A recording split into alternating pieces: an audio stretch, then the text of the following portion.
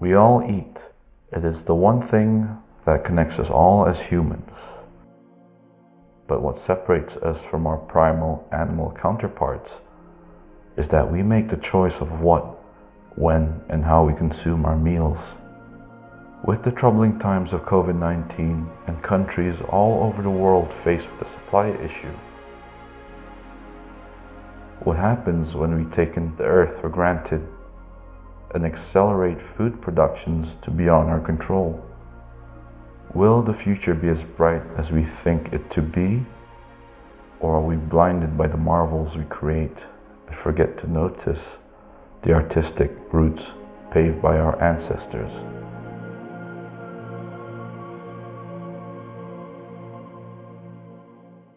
To my understanding, sustainable gastronomy, it relates and covers, as the term we call, from farm to fork. Sustainable gastronomy has an important role to play in combating wastage and also preserving the planet, in a sense where it promotes agricultural development, nutrition, food security, and conservation of biodiversity and sustainable food production. It considers the whole pathway from food growing and to being picked and to being eaten. And to be sustainable, it should be a shorter pathway, something that is more locally produced and fresher. You're not only just helping the local community, but you're also then creating employment within the local community as well.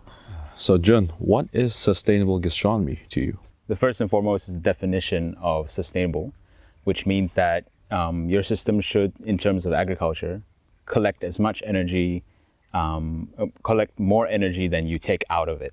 So you're not taking more than what the system can give you. So in terms of farming, it means not farming to the point where you're harvesting so much that Mother Nature can't produce that for you. At Mori Farm, we actually look at the philosophy of working with Mother Nature as compared to taking from Mother Nature. Gastronomy, of course, comes from food, which is more in the second part. Of course, if you grow food, that should be celebrated in cooking. So whether that's through foraging or whether that's through growing it yourself on the farm and so forth, it should be done in such a way that we're working with nature to not over harvest or over forage to the point where we have nothing left at the end of the day. It seems that everyone has something to say when it comes to where our food comes from. More than that, the dialogue is rapidly expanding. A greater number of people all over the world than before are not only talking, but exploring their own backyards, jungles, to find these wonders. In my case, I've always been fascinated by what the earth can provide us with. And with 65% of our very home uncharted, what lies underneath our feet are still a mystery to us.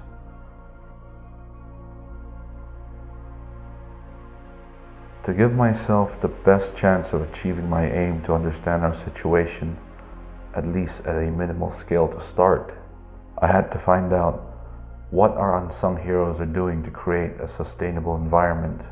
For that, I had the opportunity to visit an old friend. Hi, Aziz. Hello.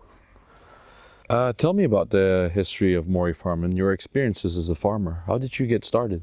After I graduated, I kind of decided that agriculture is one aspect of Brunei that could be looked at. Took a little bit of sightseeing and understanding what's in the forest to really realize that Brunei has a lot of natural resources or species and the correct climate. And that could be controversial as well, because people will always say Brunei is really hot, there's a lot of water, which is true, but we also can grow our own varieties of crops. A lot of varieties that could come from the rainforest, you know, even medicines that we may not have even looked at. To me, that was something that Brunei could look into, and I felt, you know, put my hat in the ring. After that, started the farm in 2017, so it's kind of been 5 years or so, and that's how it all kind of began. In terms of ancestors in terms of Brunei, there's also traditional ways of farming per se. That would also include slash and burn. I would say the slash and burn technique did work with large areas in the rainforest, which could grow back very quickly over time. But of course, with modernization and more people going to food production, this method degraded soil really quickly. Part of what we do here in Mori is to look at how to restore the soil. So there's no, slashing, burning, and so forth. But what the ancestors did really well was use our local crops. So that would be what you could find in the rainforest. It would be a more potato-based diet, sweet potatoes, ubi kayu, or ubi in general, and then move on from there. So a lot of those techniques have sort of been lost, and we're trying to revive that as well. So what the ancestors used to do was use what was available to them in the rainforest. So they would actually use species that are native to Brunei, Borneo. So that would be more on like your ubi, or whatever you can find in the rainforest around them. So for example, garlic nuts. So those are something that's gaining popularity now. Or they would be doing fishing next to the river. They plant specific crops next to the river. So it's very much close to what we do here at the farm in terms of the philosophy, because we're basing our farm on permaculture practices. So that means permanent agriculture or permanent culture, which is working with nature, using observations that we can find. For example, planting things closer to the water if it's requiring that kind of thing, or growing our own set of mulch to create our own soils and so forth. So the ancestors, they used to look at what's available around them, and that's very similar to what we do here. Traditionally, people would go and send their soil for lab tests and so forth. Of course, there's a way to do it qualitatively as well. In, say, Europe or US, you'd be looking at soils that are really deep and really porous, and you can put your whole hand in there with no problem. In Brunei itself, we have a rainforest climate and a rainforest sort of ecosystem. So the soil here is very different. It's more clay. You've got a small layer of topsoil. So the percentages of topsoil to clay and bedrock and so forth are very different. So in terms of Brunei, it's slightly more acidic as well. We'd have to look at how to revitalize that to create more topsoil, to preserve it as much as possible.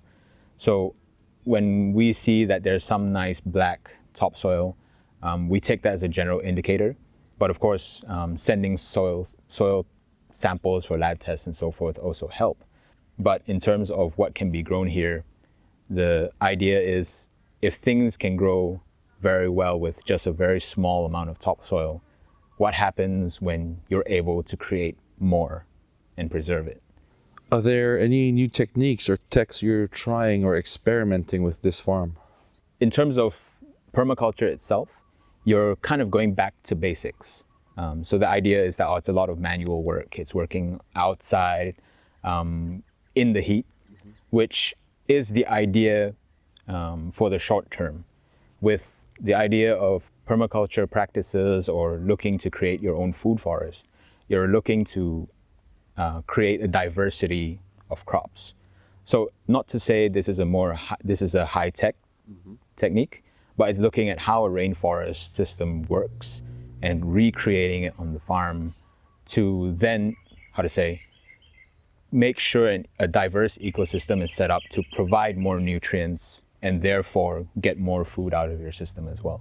Of course, there are so many modern techniques to help you make your farm operation more efficient.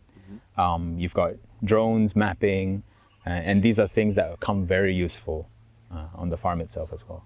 What were the biggest challenges when you started the farm agriculture side? Coming into farming new altogether, it was very difficult for us to comprehend the climate, first and foremost. We were greeted with very hot weather, very harsh rainfall, floods, droughts. We were greeted by all of those. So growing food in this very challenging climate, that's what we were faced with when we started. So I think moving forward, it was more how can we work with this climate rather than what are the issues with it. So that was one of the major challenges on top of, for example, implementing permaculture systems into Brunei, into a Borneo-based farm, and especially with not many people doing that in the region as well. And how does Mori Farm align with the ASEAN Digital Master Plan for 2025? With the ASEAN Digital Plan 2025, everyone worldwide has felt the impact on our food security globally. You know, we're running out of so many different things, a lot of fresh produce, a lot of processed foods. People are not able to create processed foods, finished goods as much. People are going for quarantine, supply chain's been disrupted. So emerging out from that, it's very important as a farm to be able to provide access to people for our food. And looking into e-commerce and digitizing our operations is key, especially to reaching a lot of people and giving people a piece of our farm in every single bite. All right, thank you very much. You're very welcome. Even more touching is that our innate protective nature is what preserves our way in life. As such, in life, what we put into our bodies is what makes us.